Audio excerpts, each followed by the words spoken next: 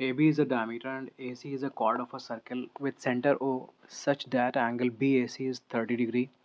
The tangent at C intersects extended AB at a point D. Prove that BC is equals to BD. तो इस question में diagram दिया तो नहीं था, मैंने खुद का डायग्राम ये ड्रॉ कर लिया है। ओके, मैं आपको स्टेप वाइज भी दिखा सकता हूँ। फर्स्ट ऑफ ऑल ये मैंने एक सर्कल ड्रॉ कर लिया है। देन मैंने ये एक लाइन ड्रॉ की है जो कि डायमीटर है। सेंटर को मैंने ओ मान लिया है। उसके बाद ये मैंने ए बी ड्रॉ किया है, ए बी डायमीटर है और ये ए सी है जो कि कॉर्ड है। Angle B A C 30 degree है। अब मैं इस सी पॉइंट पर एक टैंजेंट ड्रॉ कर रहा हूँ और ये जो टैंजेंट है और ये ए बी प्रोड्यूस्ड, अगर ए बी को प्रोड्यूस करोगे और सी पर एक टैंजेंट ड्रॉ करोगे तो दोनों डी पर मिलते हैं। हमें प्रूव करना है कि ये बी सी और ये बी डी आपस में इक्वल हैं। चलें शुरू करते हैं। सबसे पहले तो इस ट्रायंगल बी ए सी में एंगल ए गिवन है 30 डिग्री, एंगल सी 90 होगा। पहले मैं ये लिखता हूँ। देखें, ए बी डायमीटर है, डायमीटर के एंड्स ए और बी हैं, तो ए से और बी से जब आप निकलोगे और सी पर मिलोगे ना तो ये एंगल 90 रहेगा, क्योंकि डायमीटर से जो एंगल बनता है सरकमफ्रेंस के किसी भी पॉइंट पर वो 90 डिग्री होता है। तो first I am going to write that angle A C B is 90 degree because this angle is subtended by diameter. Angle subtended by diameter. Hope this is clear.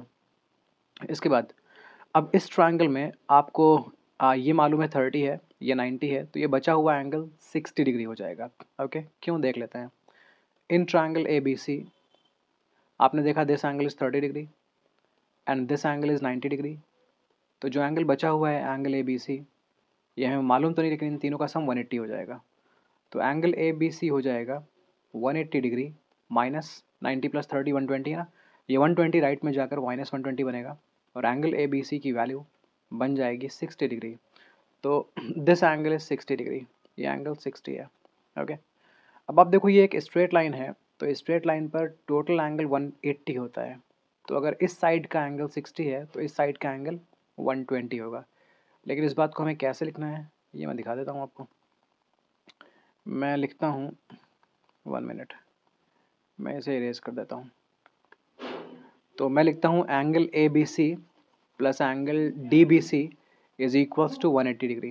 Angle A B C plus angle D B C is equals to 180, because ये है linear pair. Okay, आप यहाँ पर reason लिख दीजिएगा, linear pair of angles. So this angle is 60 and this angle is we don't know, so मैं इसकी जगह लिखता हूँ 60।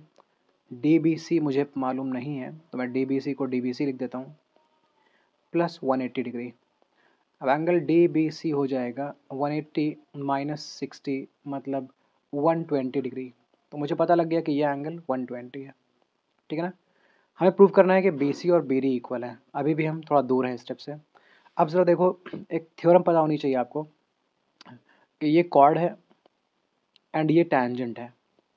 तो कॉर्ड और टैंजेंट के बीच जो एंगल बनता है ये एंगल, ये इस कॉर्ड से सरकमफ्रेंस पर बने हुए एंगल के इक्वल होता है। दोबारा से बोलूँ, see this is chord B C and this is tangent. तो इस सी पॉइंट पर एक कॉर्ड है B C and C point पर टैंजेंट है सी डी। इनके बीच जो ये एंगल बनेगा वो एंगल इक्वल रहता है इस कॉर्ड से सरकमफ्रेंस पर बनने वाले एंगल के। तो इस बी सी कॉर्ड से जो सरकमफ्रेंस पर एंगल बना है ना वो ये है 30 डिग्री, राइट। कॉर्ड और टैंजेंट के बीच जो एंगल बना है वो ये है, तो ये भी 30 हो जाएगा। ओके, मैं बोल रहा हूँ कि the angle which is between chord and tangent is equal to the angle which is subtended by chord on circumference। ये दोनों एंगल्स आपस में इक्वल होते हैं, इस वजह से हम बोल सकते हैं कि एंगल बी सी डी 30 होगा। तो मैं बोलूँगा angle B C D angle B A C के इक्वल होगा और दोनों के दोनों 30 होंगे। Reason, angles in alternate segment, angles in alternate segment. Book में आपने ये थ्योरम देखी होगी। चलें, तो ये 30 मिल गया।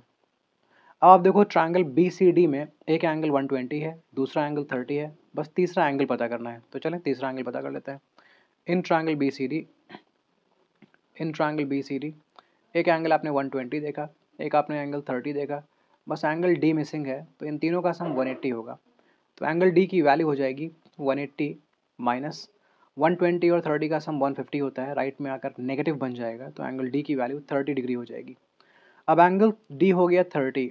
ओके, तो आप देखो इस ट्रायंगल बी सी डी में दो एंगल्स इक्वल हैं, तो अगर दो एंगल्स इक्वल हैं तो इन दोनों एंगल्स के ऑपोजिट साइड्स भी इक्वल हो जाएंगे। ये 30 और ये 30 इक्वल है ना, तो दो एंगल्स इक्वल हो गए, तो इस 30 के ऑपोजिट बी डी है और इस 30 के ऑपोजिट बी सी है, तो ये दोनों भी इक्वल हो जाएंगे। आइसोसेलेस ट्रायंगल में दो एंगल्स भी इक्वल होते हैं, दो साइड्स भी इक्वल होते हैं, तो इन दो एंगल्स के इक्वल होने की वजह से हम बोल देंगे hence B C and B D are equal, B C and B D are equal. I hope यही प्रूव करना था। यस। कोई कन्फ्यूजन है तो please write in the comment section. Thank you.